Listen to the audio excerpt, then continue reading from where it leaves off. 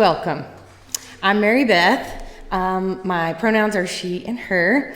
I'll be your service leader today. Thank you so much for coming. We welcome you. We're so glad you're here. If it's your first time or a whole bunch of times, we are equally glad that you all are here. If it is your first time, we have some pamphlets, information about our service, our 8 principles, our covenant, just what we stand for as a community, as a church. So if you'd like that and didn't see it on your way in, let us know and we'll grab you one. We have some that are reusable, so make sure you get ones that you can take home with you. We have some as well. Or you can visit our website. First, before I forget, if you could silence all your cell phones and anything that makes noise, that would be greatly appreciated. And if you didn't notice by that really cool intro song, today is about our chosen family, which is very appropriate because we're going to have a family church potluck following service. But just in case, I'd like to drill it in. So in your best Sister Sledge impressions, I want everybody to say, "We are family," but sing it like the song on the count of 3. 1, 2, 3. We are family. It's really hard to stop right there, I know. Try your best. We'll do it at the potluck later. Okay, I've got a couple of announcements. First, UUCP, we are looking for volunteers to help put on its trick or treasure hunt, which will take place Sunday, October 29th. We'll need people to help set up, work the event, clean up after, of course, or make baked treats for the cakewalk. A sign-up sheet will be available after service, and we greatly appreciate any time or goodies you're able to donate. Candy is also welcome, obviously. This event will be open to the public, so please spread the word. Let everybody know that they are welcome to come here for our trick or treasure hunt, October 29th. I'm going to have Trista come up, and we will light the chalice lighting, and she has some opening words for us. Proceed. So, our opening words are by UU Minister Sharon Wiley. You whose hearts are broken, come in. You whom pain has touched and sorrow and shock. You who have cried this week and read the news with sadness. You whom loss has shadowed, you who grieve. Come in, come in. You with hearts open to joy and hope, come in. You whom love has touched, and friendship and wonder. You who have laughed this week and felt gratitude for life's many blessings. You to whom gifts are given in abundance. You who rejoice. Come in, come in. All our hearts are broken and open. All of us here grieve and rejoice. This is our place and this is our hour to gather and sing and cry and laugh. Come in, let us worship together. Thank you, Trista. If you could stand, if you're able and willing, we'll say our covenant together. Love is the spirit of this church, and service its law. This is our covenant, to dwell together in peace, to seek the truth in love, and to help one another. And if you'll stay standing, we'll have our opening hymn. If Laura and the choir could come, they will lead us with Mike's assistance for Let It Be a Dance, page number 311.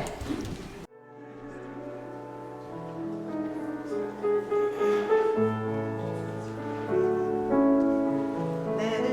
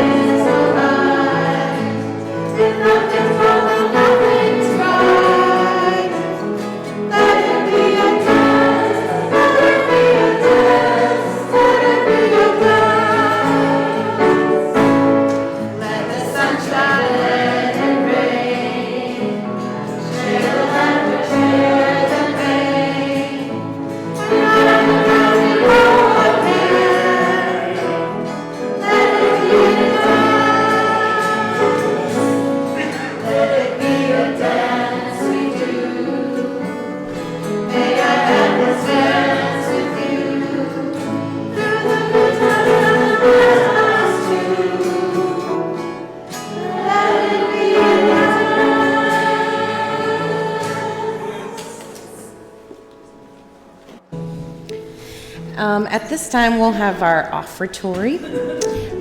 For those of you who don't know, we're solely funded by our members. So anything that you can give, whether it's helping out at the trick or treasure hunt, or some actual treasure, we are greatly appreciative of that. And we'll have Paula and Barbara pass around the basket while we have a special video.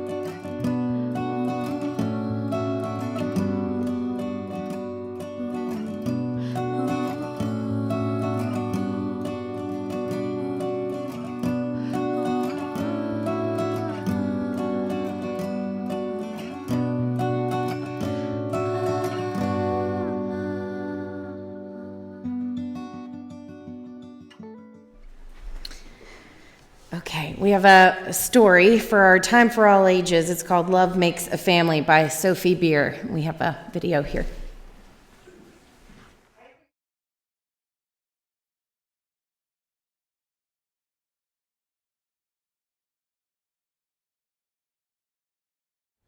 Let's sing the children out. Go now in peace, go now in peace.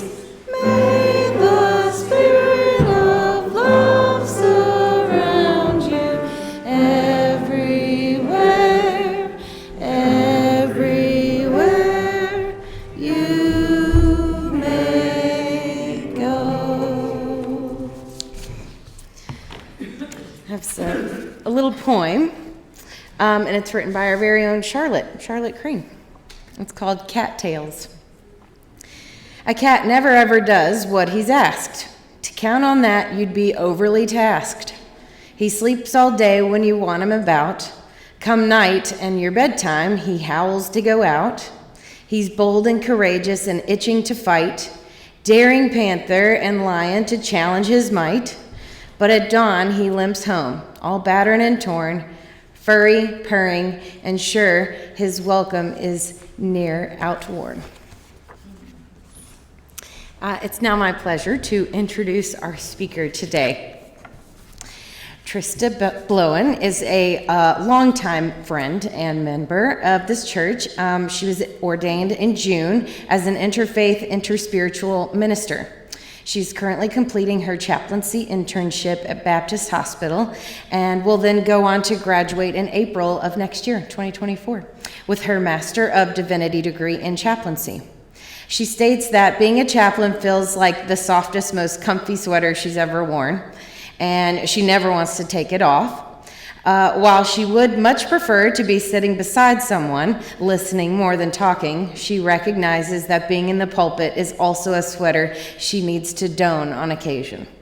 Today, she will share some stories interwoven into the beautiful calling of our UU principles. Please welcome Chaplain Trista.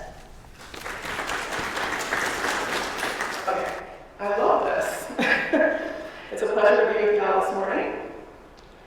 And how grateful I am to be set up with a headset instead of trying to make myself smaller for that microphone at the podium. So gratitude to our favorites in the back. When I was invited to speak on this topic several months ago, I excitedly said yes.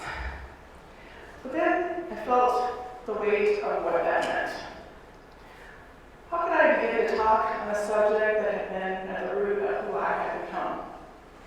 How could I begin to describe something so magnificently, comprehensively powerful as chosen family? Well, as the procrastinator that I am, and it wasn't until the last 2 weeks when I realized that my struggle was in trying to be someone I'm not. Wow, how much more dishonoring could I be to the roots of what chosen family is than trying to be someone I'm not? So I recalibrated and asked my ancestors why I am chosen to guide me in the development of this message. Do you know what they showed me? They said, "Trista, who are you?" My response, "I'm a story receiver and a storyteller." So this morning, I'm going to let you hear what chosen family is to some of those whose stories I've been honored to receive personally and through published stories. In most cases, while I receive permission to use the stories, well, I have no idea, except for the published ones, obviously, but I've changed the identities, in most cases, identifiers. And so may you open your hearts to see and receive what resonates with you in these stories. The poem of Charlotte's that was shared earlier, it speaks of her experience with the cat.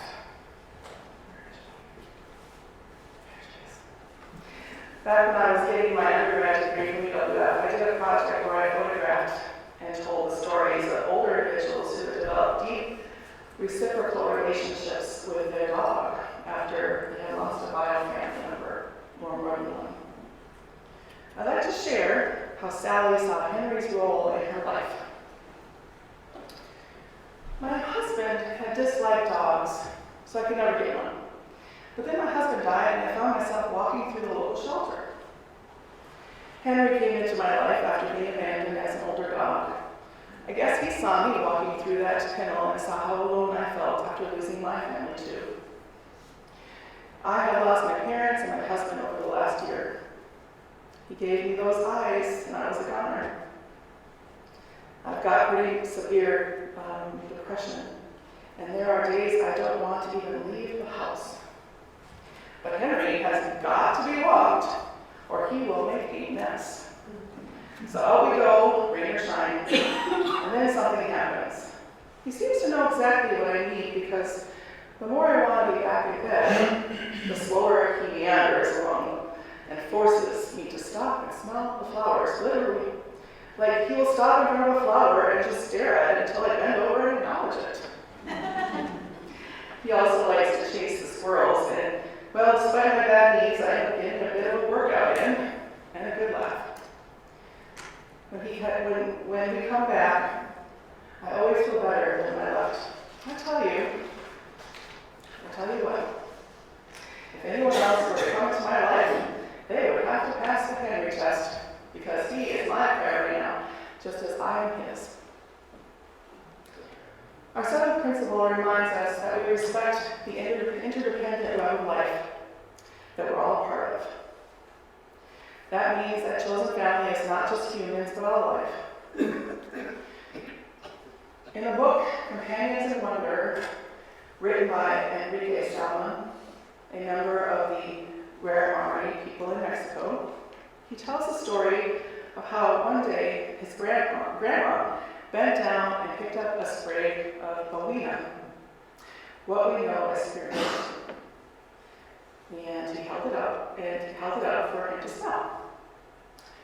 Quote, her old faded cotton dress with the flower prints outlined her frail 80-year-old frame.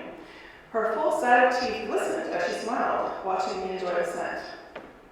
Quote, this is what bouina does to your stomach. It makes it smile, she said. Sarah goes on, the plant knowledge I learned from my family was one aspect of a trove of culturally acclimated ecological knowledge. When my relatives introduced me to individual plants, they also introduced my kinship to the plants and to the land from where they and we emerged. They were introducing me to other relatives. Through this way of knowing, especially with regard to kinship, I realized a comfort and a sense of security that I was bound to everything around me in a reciprocal relationship.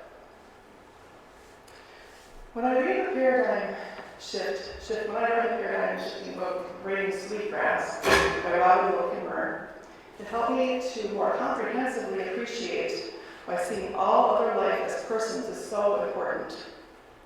My relationship with them as kin, and this is my story by the way, changes how I don't view myself over them. They are my chosen family. I don't own them. They're not mine any more than my child or mate would be mine. Part of why I shifted to photographing them instead of humans was to honor their stories in a way that I could. While humans were demanding, as a photographer, that I make their skin look less like skin and more like plastic, plants were just asking to not be choked in plastic. When I worked at Guardian Lighting, I had the privilege of hearing the stories of as many folks, the story of many folks, those that were volunteers, those that were staff, and those who experienced being in the program when they were children. This is one of those stories as told to me in an article I wrote for our website at the time. Quote, when I was 15 years old, I planned my escape from the toxic and violent environment that was called my childhood. One night, I left my family and never looked back.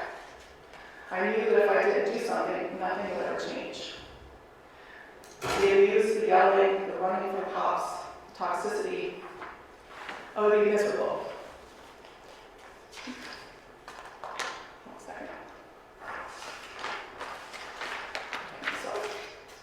I would be miserable forever if I did not leave and look for help. Entering the foster care system is never easy, especially when you're a teenager. Never in my life have I felt more alone than the day I showed up in a stranger's home with my belongings packed in a trash bag. Little did I know that those strangers would become my family. Carly and John are still a huge part of my life, and without them, I would not be the woman I am today. Then I met Danny, my guardian ad litem. I remember her always being so kind. She would take me to my appointments and treat me to dinner. I was very spoiled by her. I remember thinking to myself, what did I do to deserve this kind of love? The answer is nothing. I did nothing to deserve their time, their patience, their help, their love, but yet they continued to show it to me anyway. I went from feeling hopeless, broken, wounded, and not good enough to feeling whole, unconditionally loved, and most of all, healed. Because of all these amazing people in my life today, I'm thriving. And she is. I happen to know she has an amazing business where she's giving back to people in foster care system. This young woman's experience of chosen family demonstrates our first and second principles. Her foster family and Gal showed that they believed in the inherent worth and dignity of someone they had yet to meet. Their unconditional love for her developed as they demonstrated their compassion for her. Her Gal manifested a belief in justice and equality or equity for all, especially for the most vulnerable among us. The idea of chosen family, that term, developed primarily in response to those among the LGBTQ+ community who had experienced estrangement from their families of origin. Within the queer community, they could find folks who lived and experienced what it was like to be treated unkindly by the larger culture, so they were with folks who had experienced that, and they could find a place where they could be themselves, authentically, without fear of violence or judgment. There are so many stories, it was hard to choose one today. Ultimately, this one hit me in a way that is hard to describe, so I will simply share a portion of it, and perhaps you'll be able to feel into the belonging that comes with chosen family. It's from a New York Times article specifically on chosen family stories. Quote, when Lenny the Star moved to Georgia in her early 20s, it didn't take long to find her family. She quickly met the Bickersons, a group of queer women scattered across the South who met through mutual friends and banded together. Each Bickerson had given herself a name that started with the letter B. Miss Lassiter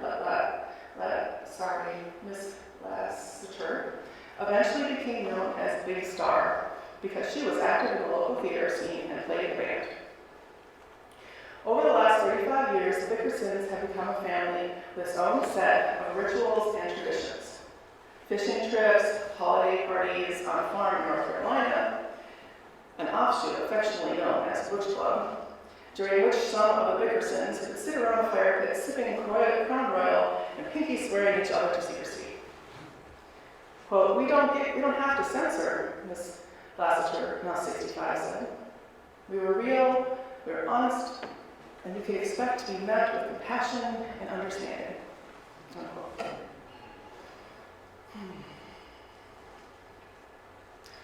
How did you feel when I wrote that? There are many elements in the story that demonstrate chosen family, perhaps one resonated with you. I felt the strands of principles 3 and 4 in that story, the acceptance of one another in a place where one's own understanding of truth and meaning are nurtured. To be welcomed as we are in all our messiness and curiosity.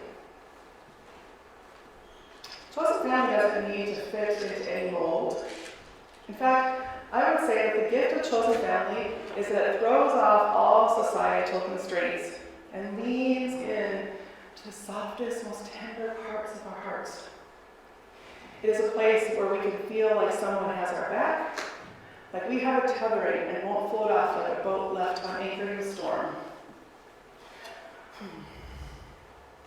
Here's a story from one of our members, Marcy Moreland, about a chosen family member many years younger than her. Quote, Jen and I became friends, and our friendship deepened through many years and life events to a depth best described as soulmates. When Janet lived here or visited, we scheduled time together on daytimers to ensure we would get private time. Sometimes that meant we would walk at 7 a.m. We both experienced a full range of joyful and tragic events in our years together and helped the other through via letters, cards, long-distance calls, flower or fruit deliveries, and in-person visits. I encouraged Janet's moving away so she could expand her personal and professional worlds. Janet understood my grief when my brother died unexpectedly. We got one another intellectually, emotionally, and spiritually. We trusted one another with our deepest hopes, desires, and dreams and fears. Sadly, Janet died 5 years ago after a long battle with epithelial cancer. I believe I will miss her as long as I breathe. I have no words.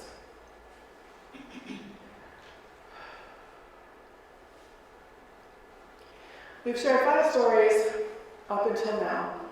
And before I continue, I'd like to pause and give you all a chance to engage in a little exercise with me. You should have received a piece of a little note card when you came in today.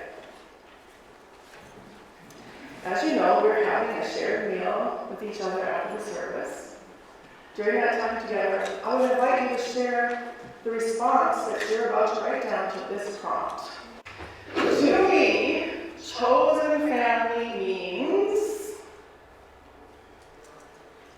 To me, chosen family means...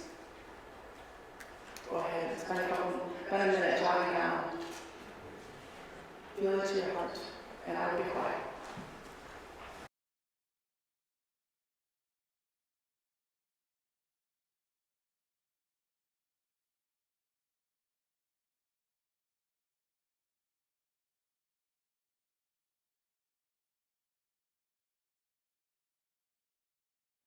All right, don't forget to pull that slip out and share with your table mates if you feel comfortable doing so. Speaking of our church family, please let me share a snippet from the relationship that existed between our dearly departed longtime member Barbara Goggins and her chosen grandson, Chance, who, if you aren't aware, is my youngest child who came and hugged me. He gave me permission to share this, by the way. When we were in the throes of the COVID pandemic, I chose to homeschool Chance for the 2020-2021 second grade year. Boy, did I develop a new appreciation for those who homeschool their children. especially when we barely left the house due to COVID restrictions. Barbara was a retired elementary school teacher, and she loved her craft so much. When I expressed concern about getting a chance to do his assignments, Barbara offered to drive over to where we were living in Gulf Breeze with my friend Nancy each week to tutor and spend grandma time with him. Chance remembers how they would have tea and snacks together and then work on his dreaded spelling and writing assignments. The spelling and writing time were a challenge even for Barbara, but she never stopped coming. I thought she would, but she didn't. She poured all of her love, energy, and talent into their time together. Chance still tears up when he remembers what occurred when it was time for her to leave for the day. He would give Barbara the biggest bear hug, and she would say, quote, "Boy, are you lucky. You are the only person I will let hug me." When she passed a few months later, those memories were a tremendous comfort to a little boy who had lost the closest grandparent he had ever let into his heart. Barbara left an indelible impression on me and the kids, but she also impacted so many others here. In fact, Michael's birthday celebration today is a taste of how she lovingly cared for Michael in many ways, including celebrating his birthday every year around this time. How we define chosen family speaks directly to how we give and receive love, support, and a deep sense of belonging. It is by its very nature as unique as we are. Within our church, we have the opportunity to exemplify many of our principles and how we show up for each other. Do we look for ways we can support each other? Do we ask for help when we need support? In addition, our church family is lay-led, except for our very part-time office manager and Sunday child care provider. We have no paid staff. It is about stepping up and helping when we see a need we can meet. And wow, the love and talent in our strong but mighty congregation. What a bounty we all can and or do bring to the table. I was thinking recently about how many activities we have going on for a congregation, considered small by the UUA's definition of small. We have so many educational opportunities, fun and fellowship events, and spiritual exploration groups, all led by those who have decided to contribute to our chosen family, church family. The most important part of being here for me is the way in which we welcome folks of all backgrounds and beliefs into our church chosen family. I remember learning in seminary that calling a church a family could be problematic. I thought, yeah, I can see how that might be a problem if we view it through the lens of a model of a biological family or within a creedal format. But chosen family is different in many ways, and perhaps that might be an area explored over our meeting shortly. I'll end by saying that my goal today was not to give you the answer to what chosen family is. It was to open up within each one of you a generative way of seeing the possibilities where our hearts can be stretched to be more inclusive, more vulnerable when we share, when we feel safe, and more true to who we are, and more aware of our belonging in a place of interwoven reciprocity within and beyond these walls. And hopefully, by so doing, I had this later because it was speaking this morning to me, and I just needed to, I can't read my own writing. So hopefully by so doing with us, to each of us, we might honor how others define their chosen family. Through knowing that it stems from the deepest, most vulnerable rooms in one's home, their heart, their home. May we combine what moved within our hearts today, our heart homes, with a greater embrace of our unique principles. May it be so. Thank you, Trista. So we have a closing hymn. I'll invite Laura and the choir up, and if you want to stand, if you're willing and able, it's page 407. We're going to sit at the welcome table, which is very appropriate because don't forget, we have a potluck after the service. So we'll have our closing hymn, closing words, and then we can meet. The food is just going to be around the corner there. And then there's seating out front. So yeah, stand if you're willing and able, and we'll sing. We're going to sit at the welcome table.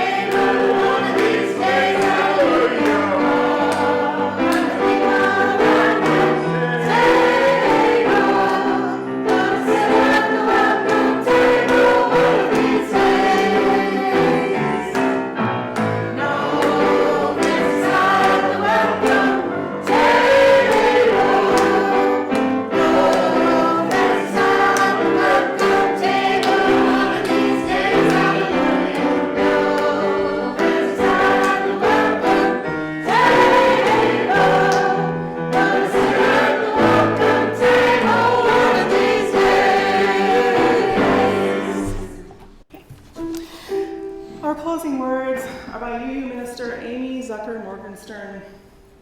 May all our hours together be blessed, as this one has been, by open-hearted sharing, learning from one another, and making beautiful harmonies together. And may we greet everyone we encounter with the same acceptance and grateful kinship until we meet again. Blessed be. And join us up around the back for the Potluck. Okay. Thanks. Let's eat.